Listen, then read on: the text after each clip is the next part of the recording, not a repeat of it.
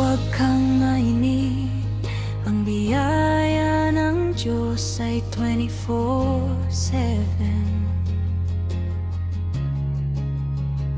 Kung nasaan ka, doon ka pupuntahan ng biyaya ng Diyos.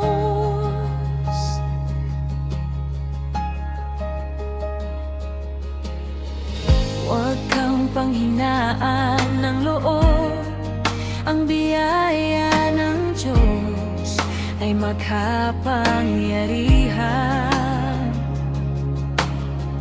Kung saan ka mahina, doon ka palalakasin ng biyaya ng Diyos. Oh, sa lahat ng oras, ang biyaya mo, oh Diyos, dumating ka kung saan ako nadapa.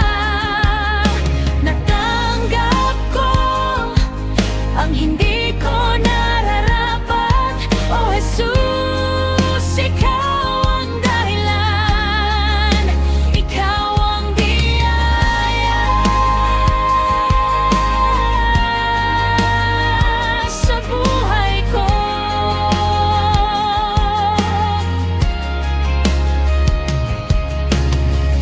Huwag kang mag-alala, ang biyaya ng Diyos ay nagbibigay sigla.